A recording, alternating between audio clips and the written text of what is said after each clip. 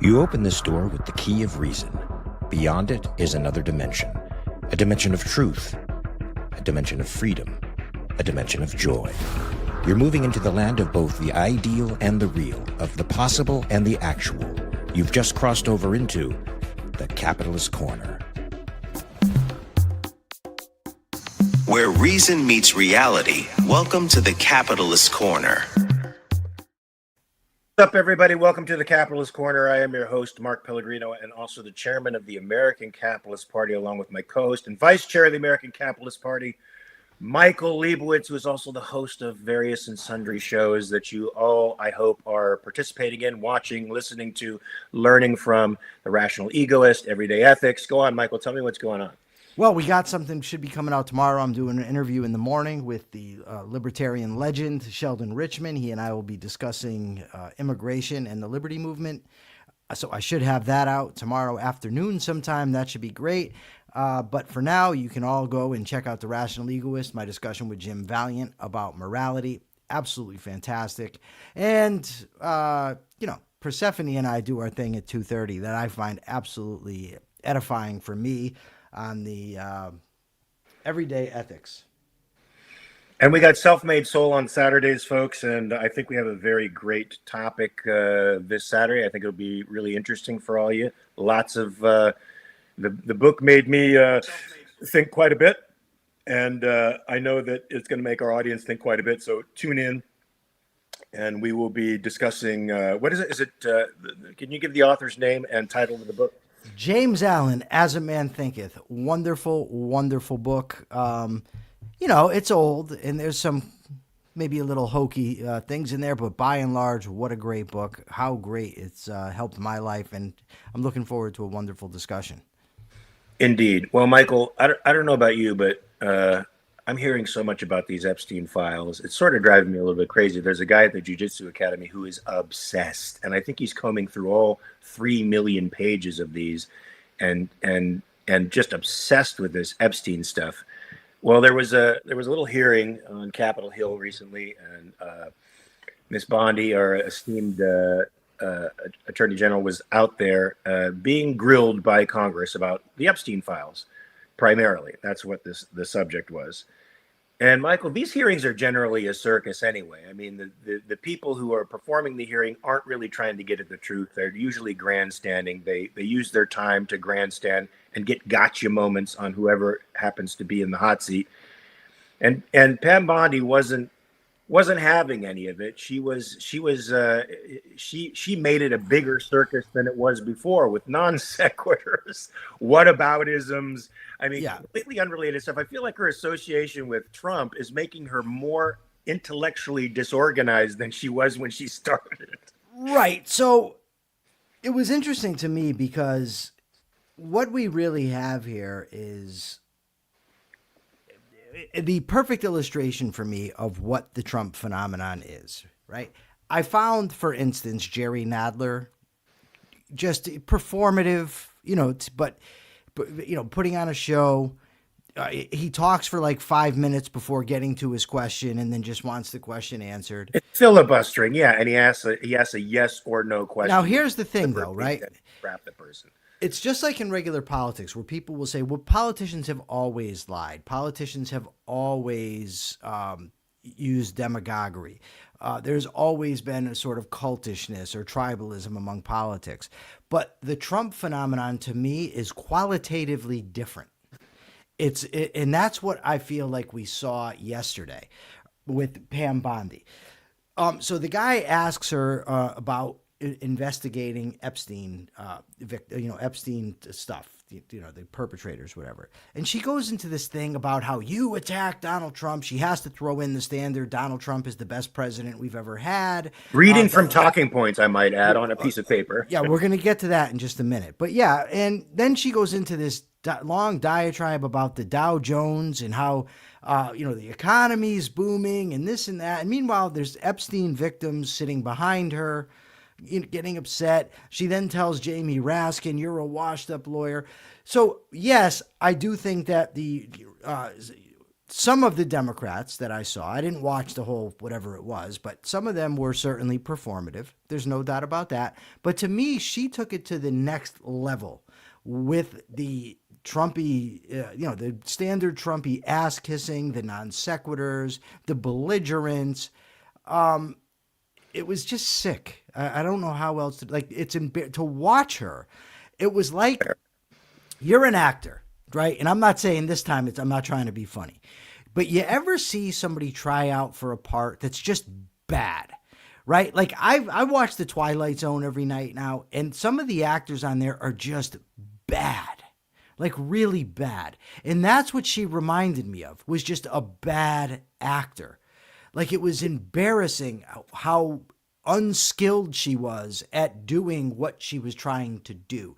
She wanted to come off as a belligerent fighter, defender of Trump. She just came off as a petulant, incompetent child. Exactly. Which was ironic, given that she shot at one of the legislators that you're a failed lawyer, basically. Yeah, a failed lawyer. And then there was the one woman, I think her name was Clavin, but don't quote me on that. And she was just asking respectful questions. She wanted to know what's the investigations, and she just wouldn't answer. She just kept filibustering. And it was just bizarre.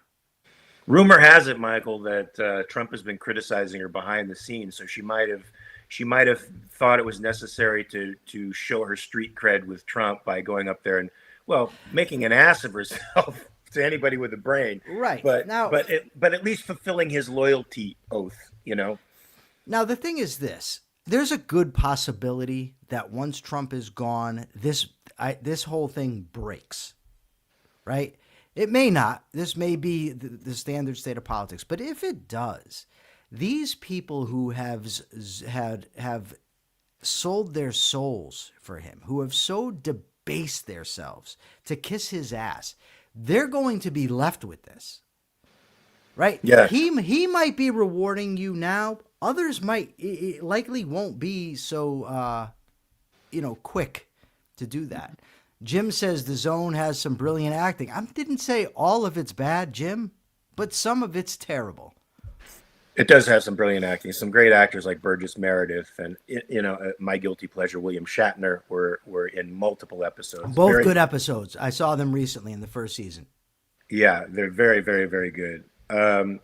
Michael, one of the points that some of these Democrats were trying to make was that the conspirators were redacted almost 100%. So, and there was no way to retrieve the names of some of these conspirators. And they wanted to know who these people were, and they wanted to know if the Department of Justice was taking any action on it. To add insult to injury, some of the victims' names were not redacted, but were made public. And some of these people have been getting death threats. All right. Yeah. So this is not just an error. It's almost too stupid. I mean, we know government is incompetent. We know the people up on Capitol Hill are, for the most part, posers, and they're totally incompetent. But this almost crosses the line of incompetence and seems like a deliberate attempt on the part of the Department of Justice. It could be. You just don't know, right? And when Thomas Massie, a Republican, is asking her questions, but he co-sponsored the bill to get these files released, and she starts asking him the whole whataboutism. Well, did you ask Merrick Garland this? Did you ask Obama this? Why aren't you, other things? Well, first of all, the MAGA people are the ones that really buoyed this whole thing. Yes. With their talking points, with their podcasts, before Trump was in office. They're the ones that built this thing up. Right. And so now you're saying, well, why didn't you do this under somebody else? So that's whataboutism. And first of all, regardless of whether it's whataboutism, or if they wouldn't have done it under a previous administration or not, there's serious allegations here. This isn't, this ought not be a simple political game. Now, I'm not saying the Democrats aren't playing a political game with it also. I'm not saying that at all. Well, certainly. But somebody ought to rise above it. So Thomas Massie, who, while, I think that Mark may find some problems with his views on Israel and AIPAC and things of that. I'm not sure, but may. He seems to be somewhat of a principled politician. Now, I don't know. It might just be that the demographic he serves likes that message, and that's why he does it. Could be completely performative. But the questions he was asking were not unreasonable. She screams at him how he's a failed politician and he has TDS. I mean, first of all, for public servants to be using such an idiotic acronym, TDS, it's just so silly. It's like I can't even believe somebody that has been critical of government my entire adult life, of how ridiculous they are. I'm having a hard time believing it's gotten this ridiculous. Well, Massie had a pretty good comeback for her as she's trying to lay all the blame on Democrats and distract everyone's attention away from Trump. He said, look, this goes over 4 administrations. It's like, I'm not just leveling this at Trump. I'm leveling it at 4 administrations. This has been kept under wraps for years.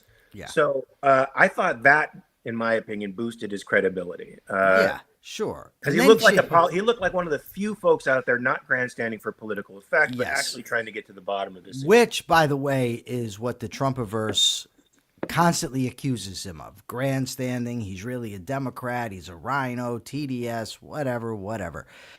But he pointed something out that I hadn't noticed. But once he pointed out, I couldn't unsee it.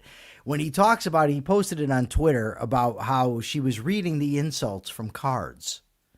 Yeah, she was. Right. Yeah. So she comes in there equipped with cards with insults written on them, and then she can't figure out which insult goes with which person. She looked like she was at sea a couple of times, that's for sure. So she's fumbling through these cards.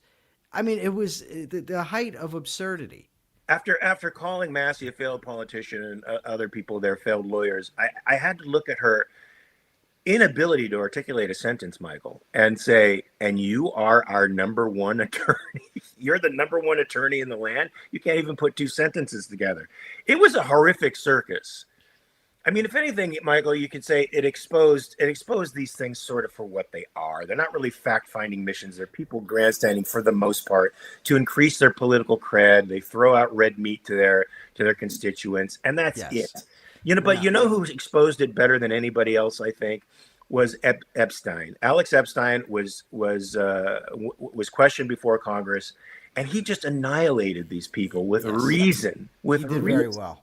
He did very well. I sent you a text, by the way, just now. You should check it out. But yeah, I just liked her. She, to me, just looked unhinged yesterday. And again, I think that the Democrats were doing theater. I think these hearings are largely always theater. They drag people in to grill them.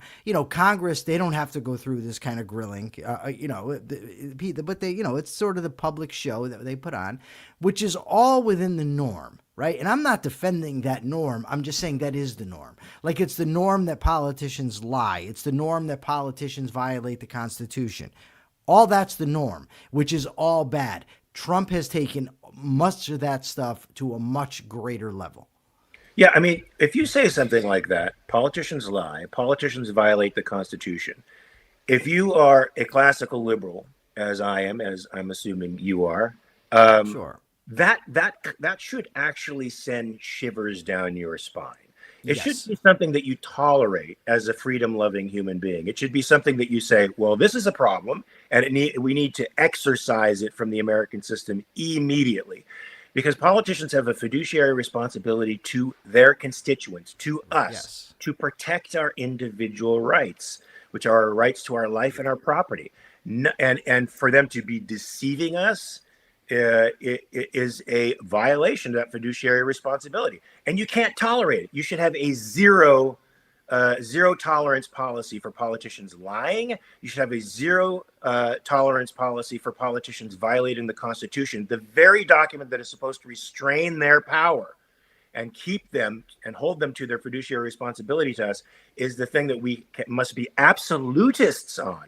So the fact that people are saying it and they're saying, oh, well, shrugging their shoulders and letting it go as if it's just a part of the common, it's just a part of the atmosphere now. We just deal with it. It reminds me of the frog that's slowly boiling to death in the water. to be honest with you. Right. And I think the thing to do, I mean, I've always criticized politicians for doing this, right? I just don't see how, first of all, I don't see how the fact that they always do this justifies somebody else doing it. Correct. Nor do I see how violating the principles that you've always defended in order to support this guy as he puts on this show. I'm talking about Trump and, his entire surroundings. I don't. It's something I don't get. Maybe I'll never get it. Only thing that makes sense to me is that it's cathartic. It's cathartic for some people because look, I remember, you hear everything's racist. You oppose Obama, you're a racist. You oppose affirmative action, you're a racist. I remember, Biden telling a black audience they want to put you all back in chains. That was so disgusting. Was that Biden that was Biden. That was Biden. Yeah, that was gross. I mean, utterly gross. Coming from the same guy who, not long before that, a few years before that, had said of Obama, he's a black guy, he's clean, he's educated, he's well spoken. Yeah, he's also the guy who said that black kids are just as smart as rich kids. I mean, so obviously. This guy was a schmuck. Even before he started to decline psychologically, mentally, he was a schmuck. I have no problem with that. I just don't see how the answer is getting a bigger schmuck.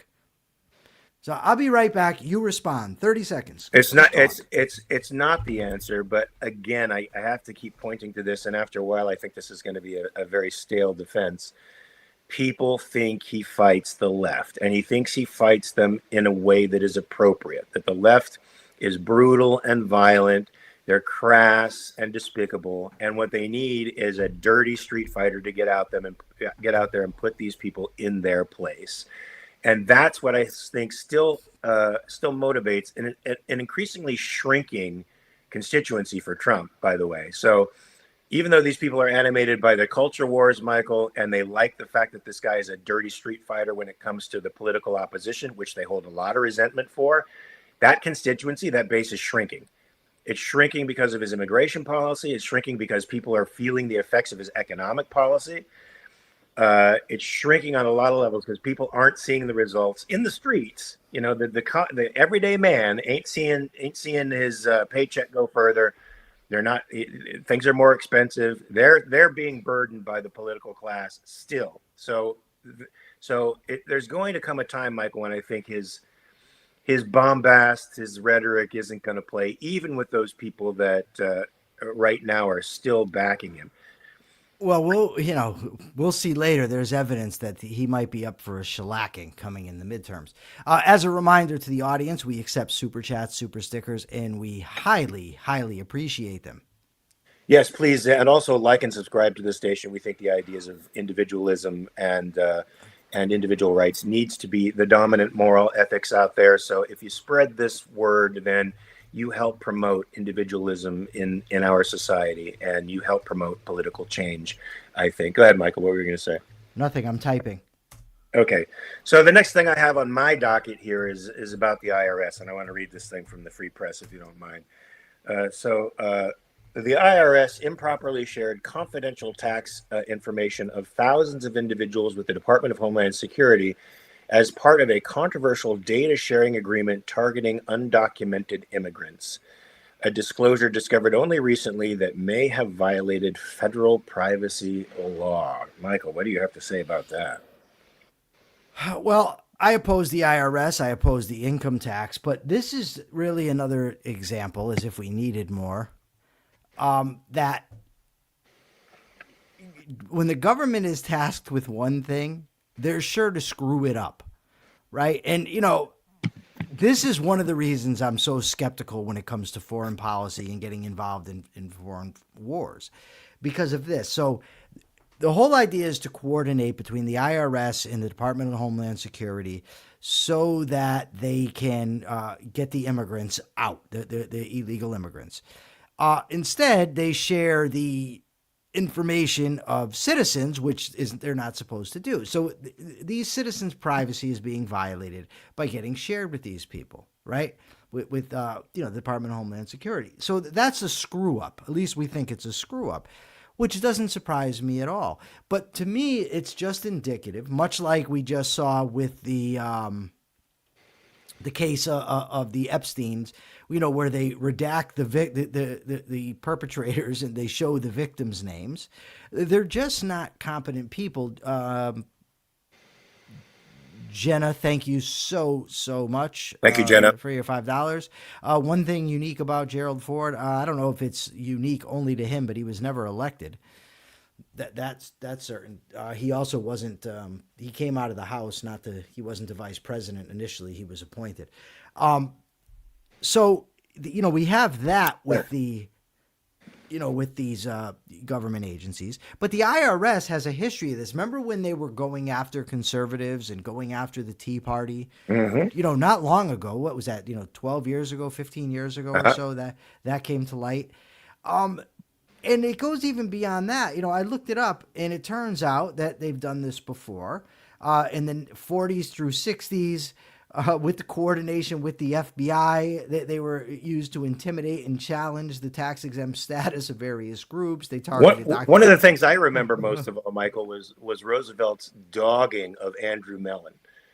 And he went after him with the IRS. And one of the reasons I think, and this may be just an editorialization of history for me, but Mellon was the Treasury Secretary under Harding and Coolidge. Yeah. And during that time, there was a depression that descended on the United States that was supposedly worse than the Great Depression that hit us from 29 until the end of World War II.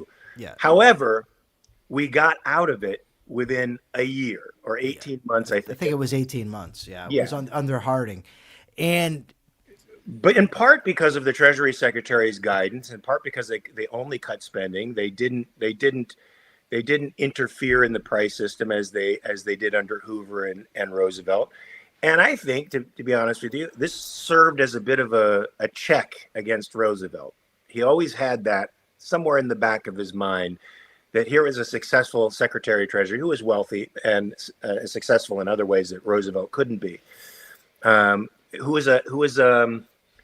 It felt like a constant reminder that what he was doing in the Depression era to try to relieve us of the Depression was wrong. Yeah, and then in the 70s they used the IRS to target political enemies. But this is what happens: when you give the government power, it's not a safe thing. We have to constantly restrict it, but instead, the American people keep granting it and granting it and granting it.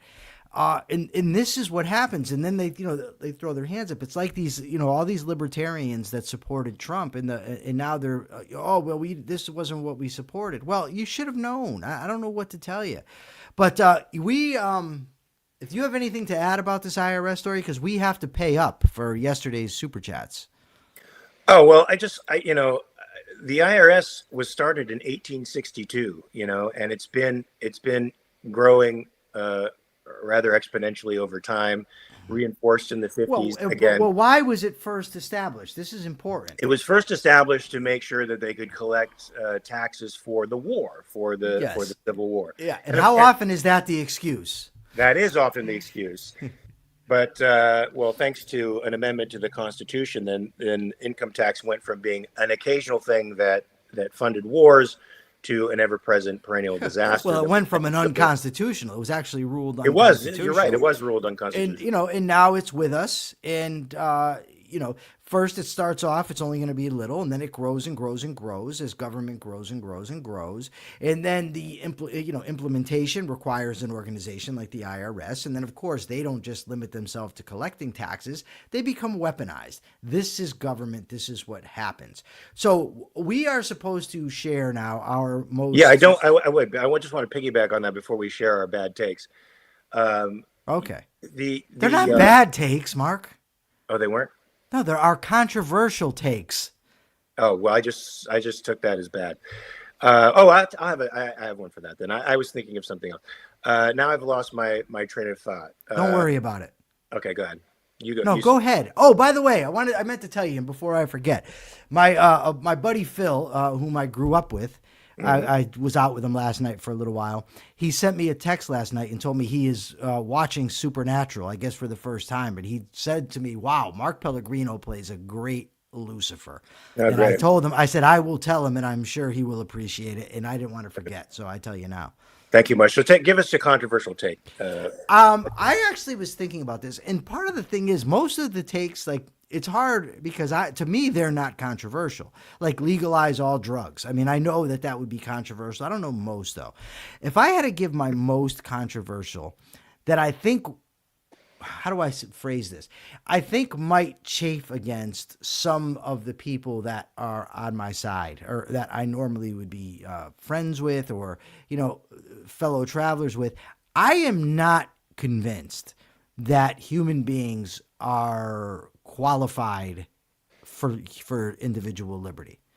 I think that we should have it, but the entire history of the planet demonstrates that individuals will violate the rights of others, that they will consistently grow government, and that they will, instead of fighting the Obamas of the world with reason and with individual rights and capitalism, they will instead elect somebody like Trump and then defend him incessantly.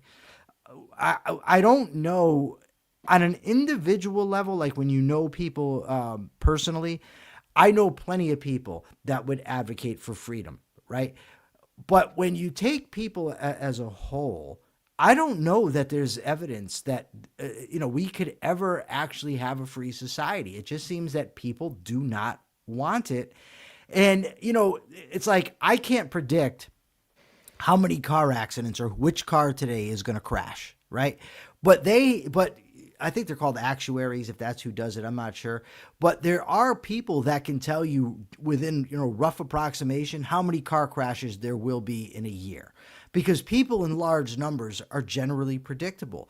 And if somebody were to come to me and make a strong argument that human beings just aren't going to be able to make it in a free society, I would be hard-pressed to argue against them. Now, my standard argument, which I think is accurate, is human beings have free will, and therefore human beings can change. We can be convinced. We can think rationally.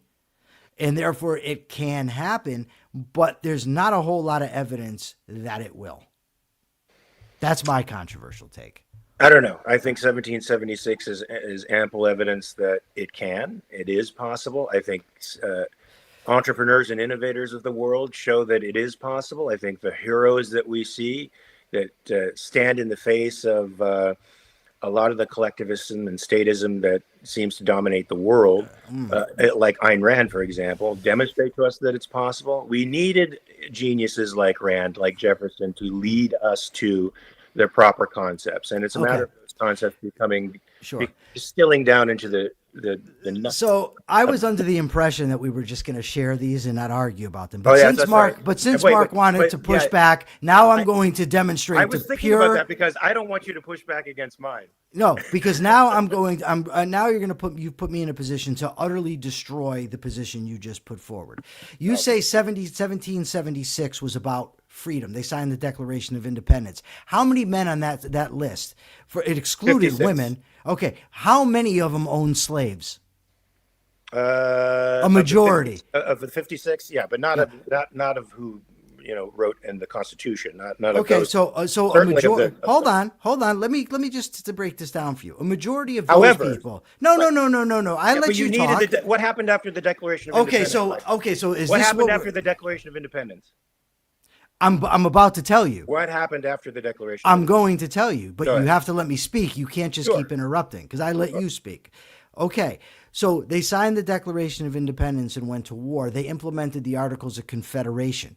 How many of those states implemented tariffs against the other states, violating rights? How many of those states were slave states?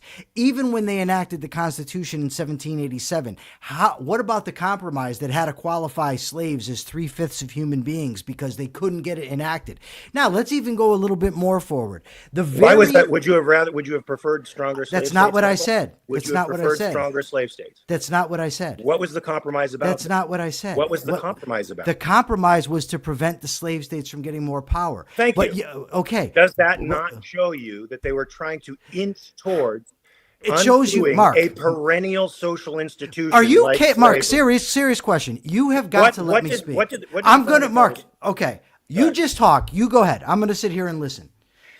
Okay, what happened immediately after? Because I am going to talk about everything you want. The fact of the matter is that some states, the reason you needed a 3/5 compromise because some of the states didn't want slavery to spread. But in order to get the Constitution passed, they had to compromise. First administration, George Washington in office, greatest president of all time. The founding generation. In the Federalist Papers, Alexander Hamilton argued that when you adopt the Constitution, if a power is not granted to Congress, yes, it is reserved to the states and the people. What do when they get in office? Hamilton implements a federal bank. Washington signs off on it. And Hamilton says because he flips it and says because it's not denied. Because it's a power not denied, they have it. Hold on, let's keep going. The people that opposed him on that, Jefferson and Madison, constitutional heroes. Jefferson gets in, let's go to the second president, John Adams, Alien and Sedition Acts. Okay, Jefferson and Madison opposed him so much that they authored the Kentucky and Virginia resolution saying that states had the right to nullify unconstitutional acts. Jefferson gets in power. What does Jefferson do? Louisiana Purchase knows it's not constitutional, does it anyway. Madison gets in office. Does he abolish the federal bank? No. What does he do? He recharters it. He recharters the federal bank. That's just the first three. That's the first three of the founding generation.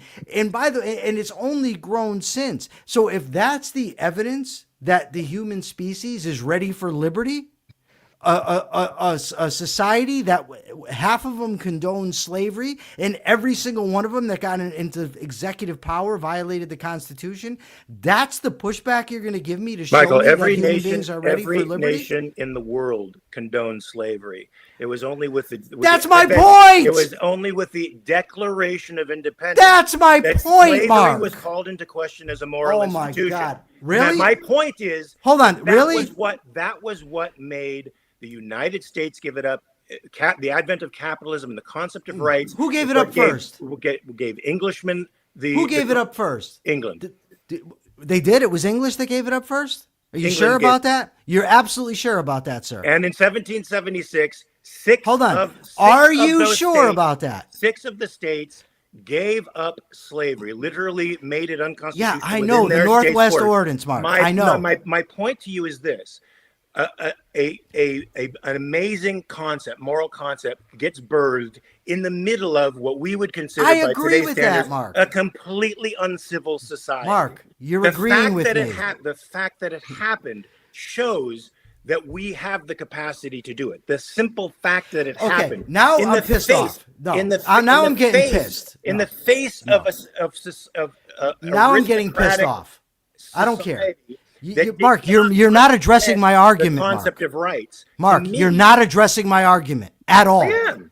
You are not. Because my whole point here is during the Enlightenment, during the burgeoning idea of individual rights, a country was started with the idea of individual rights and individual liberty. Correct. And almost immediately started violating that. Against the culture that did not understand it. So, Michael, it takes lots of time for those ideas to filter into the conscience of a people. And has it gotten better? In the meantime, Michael, has it gotten better? Was Kant an Enlightenment philosopher? Hold on. Has it gotten better? Was Rousseau an Enlightenment philosopher? Counter-Enlightenment, but that's not really relevant. They came up during the Enlightenment. They're counter-Enlightenment, Mark. Was a very complicated fucking Mark. Period of history, Michael. Mark. You can't just claim it was reason forward. It was reason forward. I didn't claim that. All kinds of other contradictory philosophies embedded in it. Okay. And the founding fathers liked Locke and Rousseau. And those are paradoxes that you cannot marry. And they tried to marry them. Okay. Right? Are you actually going to address my argument? Or are Yes, you going to just make shit up? I You're think not. I think people are capable of liberty. Okay, They now. have to understand what it means. Okay, now And tell for me what the past evidence is. 250 And for the past two, the Declaration of Independence, the abolition of slavery. All right. Okay, and since those times, the establishment of the Constitution, the groups like us, the RAND, the objectivists, who stand what effect up are we having? and attempt to understand. Yes, What it's effect are we difficult. having? Michael? It's It's difficult. difficult? It's What difficult evidence because do you have that it's altruism has working? had a 2,000-year monopoly on I ethics, agree. man. You're- Okay. so But the what's fact your that it evidence? exists means it's possible. Mark, what evidence do you have that human beings, yes, we're individuals, as Bonnie say. We are individuals. I gave you Mark, examples. You haven't given me anything. What you've shown me is that what you've shown, Mark, is that at one point in time in 1776, a minority of the population wanted to set up a country based on individual rights, and that it failed miserably. It didn't fail miserably. It did not fail miserably. It succeeded? I think it has largely succeeded because it's eliminated a lot of these evils that were all over the world. They were ubiquitous. Sure. That's absolutely correct. And I love this country. I love the principles upon which it was founded. My point is, do you remember what Ben Franklin said after the Constitution was enacted? Yes, I do. Okay. How do you think that's gone? I think it was prescient. I think it was prescient. No. Only because, what did he say? What kind of government did you give us? A republic, if you can keep it. Right. Now, Have we kept it? Have we kept it? No. We are not a representative republic right now, but there are elements in the society who want to return to a representative republic, which, Michael, that doesn't mean it's just possible. What percentage do you think? What percentage do you think? It doesn't matter. You said it does matter. You said it's impossible. No, that's not what I said. That means there's no evidence to suggest First of all, hold on. No. First of all, Mark, I didn't say that. Mark, I never once said it. I never once said it's impossible. What I said is I'm not convinced that human beings are capable on a large scale of maintaining a free society. That's what I said. So when you can point out to me that 1% of the population currently supports individual rights and the rest don't, that's not evidence that I'm wrong. Michael, and when I think of the grand scheme of things here, is our country better? What the fuck is Bonnie Bertrand talking about? Like, seriously, Bonnie, what in God's name are you talking about? About manipulation? Like, are you accusing me of something here? Seriously, let me know. In comparison to every other country that has ever existed in civilized history, is America absolutely? Absolutely. Does it show that we are capable of self-governance because it happened? It didn't, but no, it doesn't show. No, Mark, my entire point is, first of all, we've never once had the type of free society that you and I would argue for. That's the first thing. That's true, but that's the first thing. But it's because this country was born in paradoxes, Michael. That I know, Mark, but I'm not arguing against that. It's our job to distill those paradoxes out of Americanism. Okay, so that people fully understand what Americanism is. All right. And do you think that in your lifetime that's going to happen? I don't think so. Okay. What is the evidence that we're winning? Oh, I don't think we're winning, but I think that. But that's my whole point, Mark. But I think we will. Well, that's wonderful. That's wonderful. And my point was, from the get-go, is I'm not sure. So you are absolutely certain that we're going to win this? I'm certain that reality is the final arbiter, and I think we have reality on our side. Okay, but you know what also is reality? That people have nuclear weapons. And they have nuclear weapons, too. Yeah. That's also part of reality. And they have chemical and biological weapons as well. None of which scares me, provided that we are rational and in tune with reality. They don't. That fact doesn't necessarily. But they can use them. This was my whole point from the get-go. Like Iran. Yeah, wonderful. My whole point. Which we neutralized in 10 days. Sure we did. That's why we have to go back now. No, because they're neutralized. They would have been completely neutralized if Trump didn't stop it, but we mostly neutralized. But I got it seriously. Like I like Bonnie. I want to address something. Bonnie, seriously, can you? I mean, like you're gonna really bring out bad parts of me that I don't want brought out, because you're asking ridiculous questions. I come on this show every day and fight for liberty. Every single day. My entire life for 20 plus years has been dedicated to fighting for liberty. Obviously, I think it's worth it. My point is, I'm not certain that human beings as a whole are ever going to embrace liberty. As a whole, I mean a majority in a given geographic area that are capable of setting up a country. That's my point. That's my point from the start. By the way, this was supposed to be a simple thing where we came on here and gave our views. Mark chose to argue with me. The evidence for my point is overwhelming. I didn't say I wanted a guarantee. Can you actually, Bonnie, seriously, hold on. I want to ask Bonnie a question. Bonnie, you've made these points. You've been studying objectivism for 40 years. Can you actually address what I said and not come in with straw men? Please. This is what I'm saying. I am not certain that human beings as a whole, meaning a majority, will ever embrace liberty. I have the entire course of human history that shows my skepticism is justified. Now, Bonnie, tell me why my skepticism is not justified. Make the argument. Don't attack me. Don't say, am I going somewhere? Don't say, are you fucking serious? Don't answer with platitudes about volitional consciousness. Make your argument about why my skepticism is not justified. I'll wait, Bonnie. I will wait. Race Jacobson says, if we take Steven Pinker's writing and the data he's collected show we're on the up and up, despite how things seem. So we are at the most peaceful time in history, the least violent time in history, the most innovative and advanced time in history. None of which I disagree with. And the most free time in history. None of which would have been possible without the Declaration of Independence. And by the way, none of which would have been possible without right. The American And by the way, none of which I disagreed with, and none of which is relevant to my point. Thank you, Ross, for $5. Is that Canadian? $5 Canadian. The planet is on the verge of becoming socialist, and the only thing standing in the way right now are principles almost no one believes or understands. Well, I can't disagree with either of you there. I just think that those principles are so powerful because they're rooted in reality that they will eventually win. All good principles eventually win. Bonnie, if you think I don't know okay, Bonnie, this is what I'm going to offer you to do. I'm going to offer you to come on a podcast and debate me on whether I understand what a volitional consciousness is.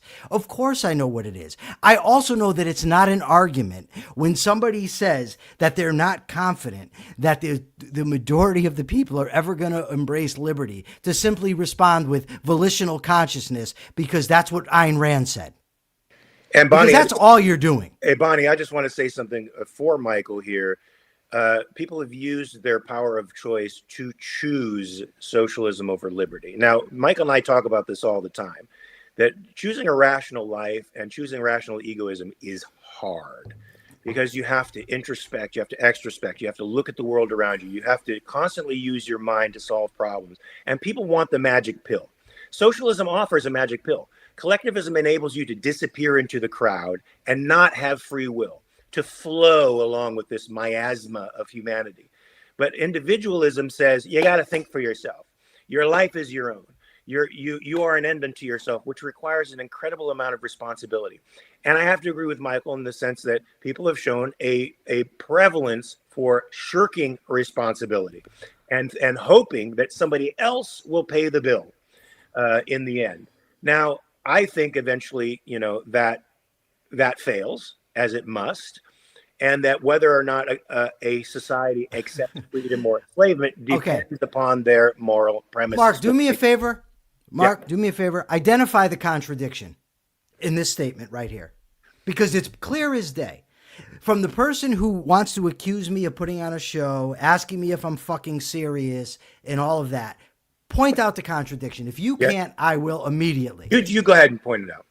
She says, no, thank you, Michael, because there's free will and reason corresponds to reality. In all caps, someday most people will go with reason. Really? So people have free will, but someday they're all going to go with reason. The very idea of free will entails that they might not.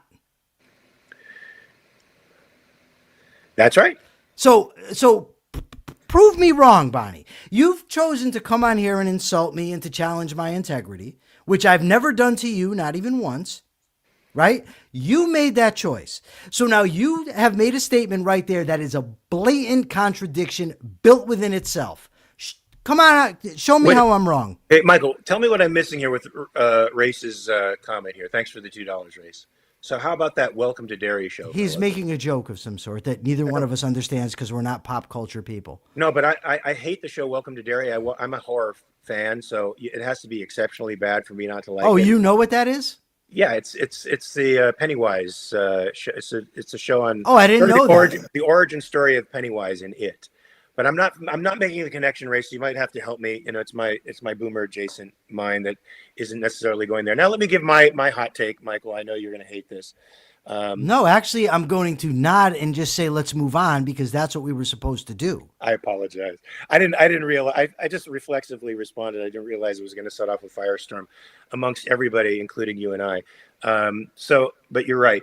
My hot take, folks, that's controversial, I think, for most people, especially objectivists and liberty-minded folks. But I ask you to think about it. I'm just going to posit it and see what you say. I don't think there should be any such. I think all citizens of the United States should be naturalized. I sort of agree with your own, Brooke, that there should be some form of test to show that you embrace Americanism, and that doesn't mean the jingoistic patriotism that the right pretends to be Americanism, but the American principles of individual rights, the American principles of individualism. And when you embrace those things, and that's the basic values that make and define America, then you have proven yourself to be worthy of somebody who can gain and keep that value. I say that only because, the majority of anti-American protests out there are populated by American citizens who want to disrupt and destroy and undermine a system of liberty. And I think since the job of government is to mitigate force, I don't think you can have a legitimate, you can't have a legitimate voice in saying we want to initiate violence against other citizens. So that's my view. All citizens should be naturalized. Otherwise, you don't have a political voice, you don't have political power, but you have economic power, and you can certainly be free to live your life. You just can't vote to use force against others. Rock says, how can we say it's the most free time ever when law and regulations have mostly restricted freedom for centuries? Entrepreneurship is easier today. No, I didn't say we're in the most free time ever. I think Steven Pinker said that. I was repeating Steven Pinker's ideas, which are statistically accurate.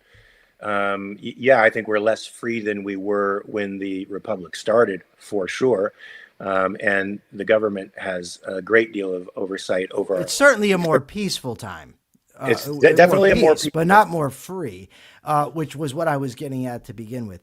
Okay, Bonnie, you've never said anything because Ayn Rand said. No, you didn't say that. What you do are repeat almost verbatim Rand's words instead of using your own to actually address the argument that I'm making. Okay. And Bonnie, again, I just want it to be clear here. I've always been respectful and nice to you. You started in this chat with the swearing, with the questioning my integrity. That was on you. So, I mean, you can try to blame me, whatever, but I'm content. I don't like that I got upset and yelled, but that's fine. It's not a lie, Bonnie. We have the chats, and now you're going to make me go get them. Michael, why don't we switch topics here for a second in the few minutes that we have left here? No, there's one thing. Listen, let me just tell you something. Dead serious now. I have worked far too hard on my character to have somebody just casually question it without me pushing back and then tell me that I'm lying. Right? So that's the thing. Let me just show you. Okay. We are serious. When we No. Hold it, Mark. This is from way earlier. Yeah. Is that not a question of my integrity? Yes or no? Yeah, I would say that's a question of your integrity. Okay. Let's just keep going now. Okay. Yeah, Bonnie. Hold on. I just want to make clear. Hold on. I hope it's not theater. This better not be on purpose. I mean, I hope this is not theater. This better not. That doesn't make any sense. But another question of my integrity. Now, we could probably count on Bonnie never watching the show again. All right, now here's this. Who the fuck cares about the majority? If you're doing this as manipulation, that's unforgivable. Is that not again questioning my integrity? Yeah, I would say that is. Look, Okay, Bonnie, so Bonnie, well, now you've accused me of lying and I've brought receipts. Will you apologize? yeah, we don't argue here as a means of getting clicks. Okay, hold on. What is your point, Michael, that we should all go play in traffic? Again, questioning my motives. Are you ready to apologize, Bonnie? Or are you going to stick by the line that I'm lying? Do you think, Michael, that we should give up fighting because a majority of the culture around the world accepts statism and collectivism as ideals? Say that again? Do you think we should give up fighting for individual rights because a majority of the world accepts the opposite perspective as a moral ideal? Okay, so I never one time. No, I'm asking. No, hold on. I want to state something because I happen to normally like Bonnie. I never, my point in saying, I'm not saying Bonnie literally said the words because Ayn Rand said. What I'm saying is that when you respond to an argument with verbatim words that Ayn Rand said, you're showing me that you're not doing your own thinking. You're not actually coming up with a counter argument to what I'm saying, especially not when that follows the type of accusations that she made initially. No, I'm not questioning her integrity by saying she's just repeating Rand because I'm not saying she's being deliberately dishonest. I'm not saying she's being immoral. I'm saying that she's repeating an argument without putting in her own words to actually address what I'm saying. Okay, we have some time left. I want to move on from Bonnie. Bonnie, I hope you will continue to tune into the show. But you did question my integrity before I said anything to you. Folks, this is from Axios. A year into Trump's term, voters say Biden was better. What do you think about this, Michael? This is a very interesting series of polls that they analyzed. I noticed that you skipped over the Jacobin article, by the way. Oh, fuck yes. Come on. I can't take Jacobin. I can't take it. But if you want to talk about it, we can. No. There's not enough time. Maybe we'll save it to tomorrow. Yeah. And I think for a good Patreon show, Persephone, Mark and I can debate the his what's the thing there that he's talking about? Birthright citizenship. Citizenship. Yeah, that'd be a good All Patreon citizens episode. are naturalized. Right. So according to multiple polls now, Biden did better than Trump. Biden, who had to quit because he was mentally incompetent. Oh my goodness Christ. Bonnie, that was a joke. It wasn't a lie. It was a joke. It was a joke. Can you not Mark? So Mark lied to my girlfriend when he when Mark joked with my girlfriend and told her that the entire waiting staff knew she was stoned. Did I say, Mark? How dare you? I remember that. Yeah, now. Did I come out and say, Mark, you're lying? Yep. When Mark and I break Persephone's balls off the air and told her that Socrates was pronounced Socrates, were we lying? Come on. We're just kidding with each other, Bonnie. Come on. I can take it. You can take it. Biden had to quit because he sucked. But now multiple organizations, including pro-Trump Rasmussen, are doing polling where people are actually saying that Biden was a better president than Trump. If that holds for the midterms, Trump is in serious trouble. Michael, that's almost to say that a president doing nothing is better than one doing all kinds of things wrong, which is true. I have to say, when the government isn't doing much, it's a far preferable government for me and you than one that is doing a lot. And Trump definitely doesn't give the impression that he's doing anything but creating havoc and chaos in our society and in the world economy. So I can see how people would, they elected him on a couple of issues, Michael. Immigration, which they thought was a problem. They thought the economy was a problem, in which case I think they had a point.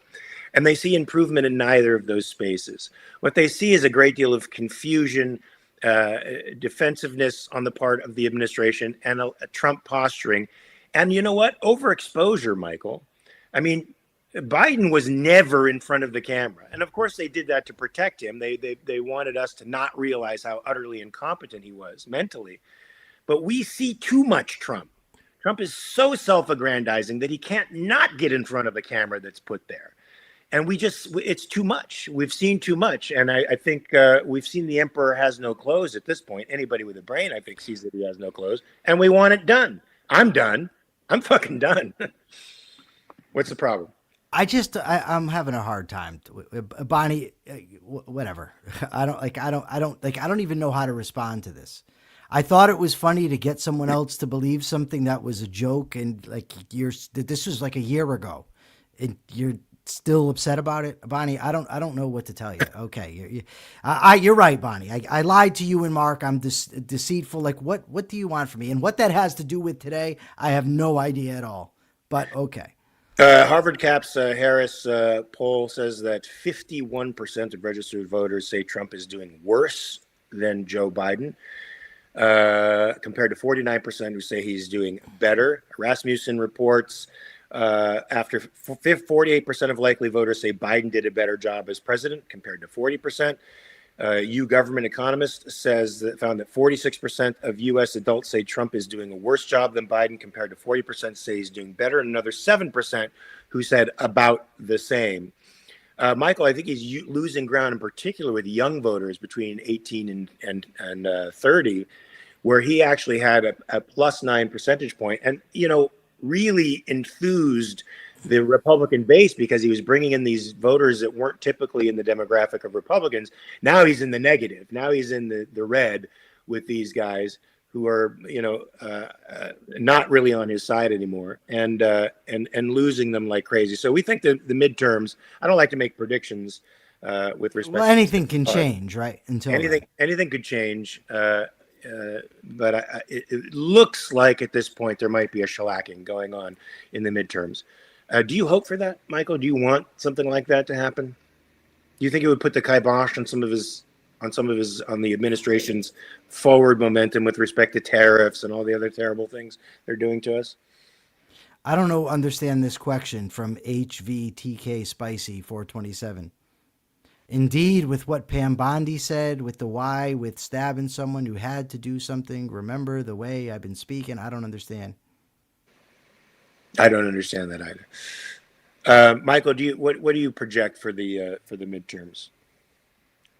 I hate making predictions. If I had to go right now, I'd say they lose. They will say Mamdani is the future. It does seem that the Democratic Party was going that way, but there's also a contingency of the Democratic Party who understands abundance and they want to focus on that, and some of that leans towards capitalism. And we definitely have to take advantage. Listen, I have been Facebook friends with Bonnie for like 3 years, so I just want to address this last thing. Bonnie, my issue isn't that you use volitional consciousness. My issue isn't even that you make an argument. If you made an argument that because people have free will, it's possible that one day we will get freedom, I would concede. But that first of all, it didn't address the argument that I was making. And secondly, you immediately, in response to the idea, just came out with an Ayn Rand talking point. That's my issue. That's what I was addressing. Not that there's something wrong with using the phrase. I'm blocking this dude. Should I block this guy, Persephone? Yeah, he sounds schizophrenic. NM says they think abundance comes from taxing billionaires. I think that's definitely true of the socialist wing of the Democratic Party, but there are moderates who are understanding a little bit more the market dynamics, that prosperity comes from liberating the markets, not restraining them. So, Mike, I guess my capitalist. I thought that was it. Oh, good. There you go. No. Now you have to give one. I think Subby, do you have the heat up in the house? It's very hot in here. But go ahead. Shades of the Black Museum, Black Mirror episode. Yeah, folks. Capitalism is about unrestrained human action, letting people live according to their values, and letting people pursue their rational self-interest without any restraints from the government. The government, a bureaucrat in Washington, cannot tell you what is good for your life. Only you know this. Capitalists understand that bureaucrats suffer from this thing called the knowledge problem. They simply cannot know what is best for you. And they certainly can't know what's best for you by placing you in the aggregate of a society where your needs and wants are distilled into some common denominator that they say now stands for your needs and wants. Only you can know this, and the government should allow you to be free to pursue those ends and allow you to realize your potential. And that's what Americanism, I think, stands for. Go ahead, Michael. Well said, at least the parts that I heard, because I'm seeing Bonnie asked me now, so Ayn Rand's ideas aren't relevant. I don't, Bonnie, I'm sorry. I don't even know how to respond to that. I mean, this is just to be quite honest, it's incoherent. It really is. My point is, if I want to know verbatim what Ayn Rand says, I have most of her books, and I can just go look at them. But if we're going to have a discussion about anything, I mean, if you want to use the language that you use it, but use it to make some sort of a coherent point, maybe. I don't know. I don't know, Bonnie. I don't know what to tell you. Michael Ray says you could cook an egg on Mike's head. Yeah. No, it's definitely hot. It was hotter in here before we even started the show. So Subby's confused. Maybe, I don't know. Maybe they stopped leaks, something. They had some guy here earlier. I don't know what he was doing. Oh, Jesus Christ. You have a question? I do have a question. Has everybody seen the movie Harold and Maude? If so, what do you think about it? Because I'm considering watching it. Good question. I love her, by the way. Maude? Ruth Gordon is an amazing actress. And, she was a writer, and her husband and her were writing partners. And you know what movie they wrote? Adam's Rib, which you should see. You should see. I have seen that. Yeah. I've also seen The Graduate. Very good. All right, folks, we're going to be here tomorrow, same bat time, same bat channel, 9 a.m. Pacific, 12 p.m. Eastern. That gives you 23 hours to check your premises, and that's what you should be doing. You've heard us discussing here very passionately, and we agree on the fundamentals, but we disagree on some particulars, folks. Who's right, who's wrong? This is for you to figure out, for us to figure out, and let's hope that's what you're doing in the next 23 hours, is checking your premises. Peace.